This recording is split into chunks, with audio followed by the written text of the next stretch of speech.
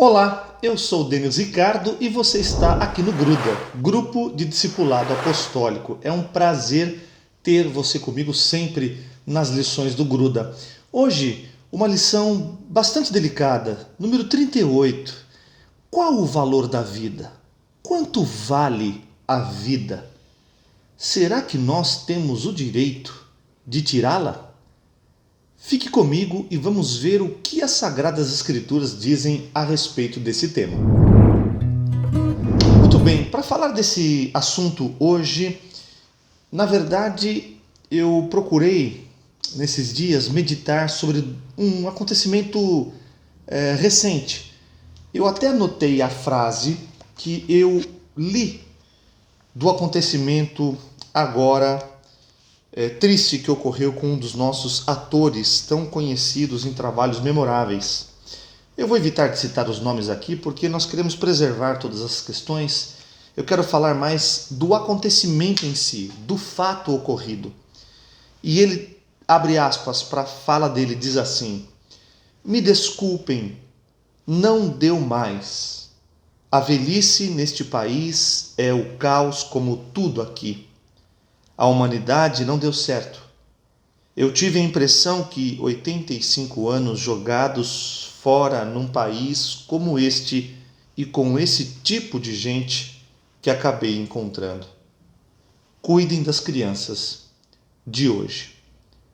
Essa foi a frase de uma pessoa, de um senhor que procurou viver uma vida distinta, que procurou ser um trabalhador honesto, mostrando a sua arte, encantando as pessoas, procurando trazer alegria através do seu serviço. Depois li também um amigo, apenas uma frase, na verdade ele gravou um vídeo falando da tristeza que ele teve em se deparar com a tal situação, mas que ele entendia. Mas ele diz assim: "Não tive a coragem que ele teve." Sim, estamos falando de um assunto muito delicado. Hoje eu não vou trazer aqui o conceito cristão teológico do perdão ou não perdão, da aceitação ou não aceitação sobre o suicídio. Eu quero trazer a nossa responsabilidade pessoal e social em relação a isso. O que eu e você, que estamos vivos aqui, temos feito com estas pessoas, com as pessoas da nossa família, com a nossa própria vida. O que se passa dentro de você e o que você tem feito para entender o que está se passando dentro das pessoas. Será que nós temos sido assertivos em relação aos nossos relacionamentos e à nossa própria vivência com Deus, ao ponto de impactar pessoas e dar a elas uma fonte de resposta?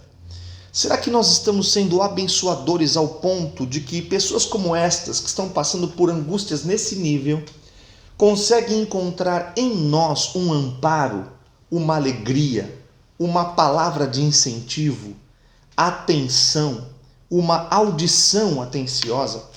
O texto que eu quero ler hoje, talvez você a princípio vai pensar: o que é que esse texto tem a ver com o assunto em si? Eu quero trazer a sua atenção ao texto e depois, lendo o texto, a gente vai retirar o que a gente tem de melhor aqui para saber se eu e você temos valorizado a vida. Qual é o valor da nossa vida e qual é o valor que nós damos à vida das pessoas? Será que estamos atentos a tudo que está acontecendo com elas e conosco? Para evitar estas situações tão tristes de partidas, algumas precoces, algumas já no final da vida, mas a impressão que se dá é que tudo que se viveu se invalidou nos últimos momentos de uma despedida tão traumática. Veja, abra sua Bíblia comigo aí em 1 Samuel, no capítulo de número 1 em diante, que diz assim: "Houve um homem de Ramataim Zofim, na região montanhosa de Efraim, cujo nome era Elcana, filho de Jeroão, filho de Eliú, filho de Tou, filho de Zufi, efraimita. Tinha ele duas mulheres, uma se chamava Ana e a outra Penina.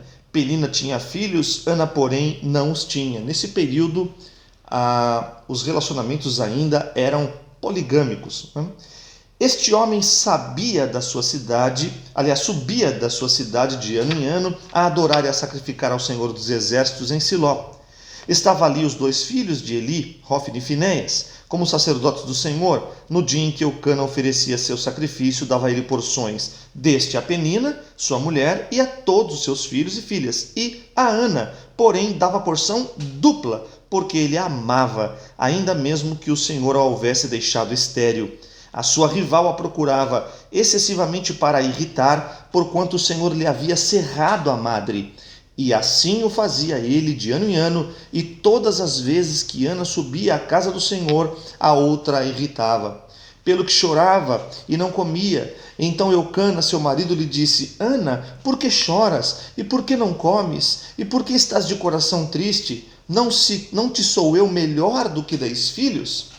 Após terem comido e bebido em Siló, estando Eli, o sacerdote, assentado numa cadeira, junto a um pilar do templo do Senhor, levantou-se Ana e, com amargura de alma, orou ao Senhor e chorou abundantemente. E fez um voto, dizendo: Senhor dos exércitos, se benignamente atentares para a minha aflição da tua serva, e de mim te lembrares, e da tua serva não te esqueceres, e lhes deres um filho varão, ao Senhor o darei por todos os dias da sua vida, e sobre a sua cabeça não passará navalha. Demorando-se ela no orar perante o Senhor, passou a Eli a observar-lhe o movimento dos lábios, porquanto Ana só no coração falava, seus lábios se moviam, porém não se lhe ouvia voz nenhuma. Por isso Eli a teve por embriagada e lhe disse: Até quando estarás tu embriagada? Aparta de ti esse vinho. Porém Ana respondeu: Não, Senhor meu, eu sou mulher atribulada de espírito, não bebi nem vinho, nem bebida forte, porém venho derramando a minha alma perante o Senhor. Não tenhas, pois, a tua serva por filha de Belial, porque pelo excesso da minha ansiedade e da minha aflição é que tenho falado até agora. Então lhe respondeu Eli: Vai-te em paz, e o Deus de Israel te conceda a petição que lhe fizeste. E disse ela: Ache a tua serva mercê diante de ti. Assim a mulher se foi seu caminho e comeu, e o seu semblante já não era triste. Até aqui, vamos meditar um pouquinho rapidinho nesse primeiro momento. Esta mulher tinha todo o diagnóstico de depressão. Esta mulher chorava, ela não comia, o coração dela era triste, a alma dela era amargurada, ela chorava abundantemente, atribulada de espírito e tinha excesso de ansiedade e de aflição. Quer mais, não? Quantos de nós já passamos por isso? E quantos estão atravessando? Estão passando exatamente o que Ana passava. Ela tinha uma enfermidade que afetou seu ventre e ela era estéril. Ela não podia ter filhos e isso a amargurava, a entristecia e a deprimia. E não somente isso, ela também era irritada pela sua rival, a outra esposa de seu marido, que ao invés de ter uma boa convivência, a irritava, espizinhava, dizendo: você não pode ter, e olha só, eu tenho muitos filhos, você é uma peste mesmo, uma praga, você não pode ter nada. Como é que pode ser? Você não tem vergonha não de ser uma pessoa tão desclassificada? E coisas do tipo. Ana ouvia todos os dias e isso a amargurava, irritava. Só que ela tomou uma decisão. E eu não sei se nós temos tido forças para tomar todas estas decisões, mas o texto bíblico é claro. Ana resolveu tomar uma atitude. Ela foi até ao Senhor, ela compareceu na presença de Deus. Era esse o costume, estar no templo, no lugar onde os sacerdotes eram encontrados, juntamente com os outros trabalhadores do templo, e as pessoas levavam suas ofertas, derramavam suas orações e clamavam, interpelavam por suas vidas e recebiam de Deus as respostas. Eu não sei por quanto tempo Ana orou, por quanto tempo ela chorou, por quanto tempo ela teve que lidar com ansiedade, com angústia, com tantas outras coisas. Não deve ter sido por pouco tempo, não. Eucana, o marido, fazia a sua parte, entregava porções dobradas por ela, até achava que ele: poxa, você está chorando por quê? Eu não estou aqui do seu lado, não sou eu melhor do que filhos. Ele não entendia que existiam necessidades que Ana tinha que ninguém poderia suprir. A necessidade de ter um filho é só um filho que supre. A necessidade de ter um emprego é só chegando um emprego para suprir, não é outra coisa. Quando você está com fome, não adianta outra coisa, é a comida que vai te abastecer. Quando nós temos tristezas de alma, só mesmo uma alegria vinda dos céus para nos arrancar essa tristeza. Então aqui ela estava lá amargurada, chorando, balbuciando palavras e nem saía direito a voz. E Eli, que era o sacerdote da época, fez uma leitura meio estranha, falou: essa mulher está embriagada, ela está bêbada. E não era nada disso. Ela estava tão triste, ela estava tão tomada de uma amargura, que ela foi confundida como uma pessoa que estivesse embriagada. Isso pode acontecer conosco às vezes. As pessoas falam: ele está meio fora, olha, ela está meio fora, parece que nem vive mais aqui, só fica no quarto, só chora, não come. Mas essas situações podem ser transformadas, porque se Ana viveu uma transformação aqui, e nesse primeiro momento que ela faz um voto diante de Deus, e ela diz: Senhor, se for possível, se o Senhor fizer isso, eu quero entregar meu filho ao Senhor, ele vai ser teu, eu só quero viver a experiência de ser diferente, que o Senhor arranque de mim a ansiedade, a aflição, a amargura, a tristeza, eu não aguento mais chorar. Então ela pediu, ela clamou, e alguém estava ali para ouvir o seu clamor e derramar uma palavra. E o que ele diz? Você vai viver aquilo que Deus pode fazer na sua vida. Pode ir em paz, fique tranquilo, o Senhor vai conceder tua petição. E ela voltou para casa e o caminho dela então era outro e o semblante dela já não era mais triste. Essa mensagem mostra que quando a gente toma uma decisão de procurar uma ajuda, alguém tem que estar lá para ajudar e alguém tem que estar lá para derramar uma palavra. Eu não sei em que posição você está. Se você é Ana hoje e que precisa que alguém te diga: vá em paz, volte o teu caminho, Deus vai dar a sua petição, Ele vai mudar a tua história.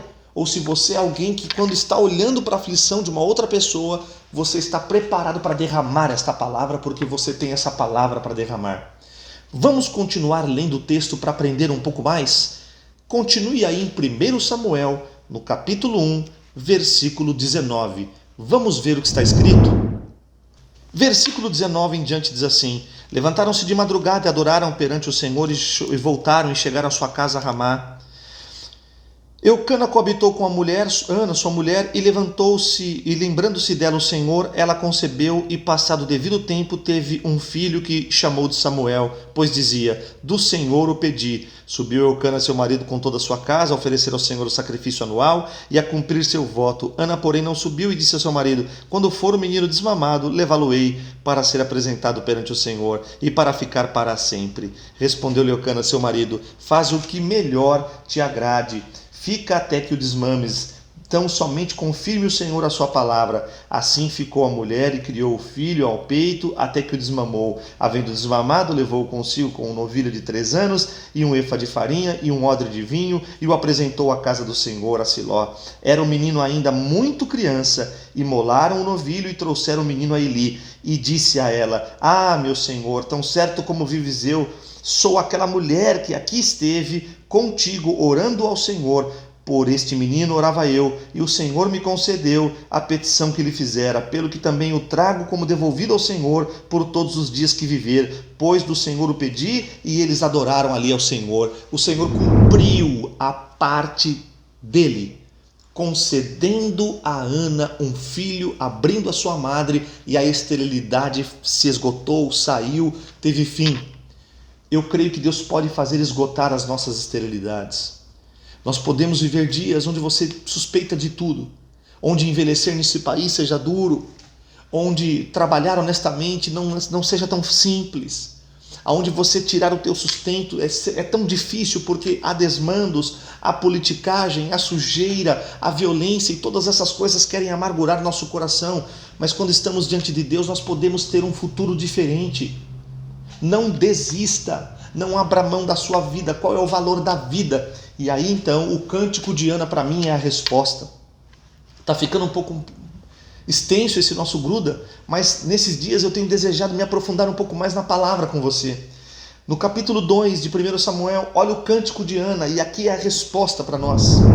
Então orou Ana e disse: o meu coração se regozija no Senhor, a minha força está exaltada no Senhor, a minha boca se ri dos meus inimigos, porquanto me alegro na tua salvação. Não há santo como o Senhor, porque não há outro além de ti, a rocha nenhuma há como o nosso Deus. Não multipliqueis palavras de orgulho, nem saiam coisas arrogantes da vossa boca, porque o Senhor é o Deus da sabedoria e pesa todos os feitos da balança. O arco dos fortes é quebrado, porém os débeis cingidos de força. Os que antes eram fartos hoje se alugam por pão, mas os que andavam famintos não sofrem mais fome. Até estéril tem 7 filhos, e a que tinha muitos filhos perde o vigor. O Senhor é o que tira a vida e a dá. Faz descer a sepultura e faz subir. O Senhor empobrece e enriquece, abaixa e também exalta, levanta o pobre do pó e desde o monturo exalta o necessitado, para o fazer assentar entre os príncipes, para o fazer herdar o trono de glória, porque do Senhor são as colunas da terra, assentou-se sobre elas o mundo. Ele guarda os pés dos seus santos, porém os perversos emudecem nas trevas da morte, porque o homem não prevalece pela força. Os que contendem com o Senhor são quebrantados, dos céus troveja contra eles. O Senhor julga as extremidades da terra, dá força ao seu rei e exalta o poder do seu ungido. Então Eucana foi-se a Ramá, a sua casa, porém o menino ficou servindo ao Senhor perante o sacerdote Eli. Eu encerro esse nosso gruda, que já se estendeu bastante, mas para você entender, o que tem a ver com o valor da vida, Denis? O que tem a ver com não tirar a vida? Porque Ana entendeu. Ela podia ter aberto mão de viver por tanta tristeza que tinha, por tanta afronta que sofria. É tanta amargura, era tanta aflição, mas ela não fez isso. Ela procurou um caminho de uma resposta, mas tinha alguém lá, preparado naquele momento, para servir a Deus com toda a integridade até então. Eli naquele momento foi um canal de Deus e ele pôde liberar uma palavra.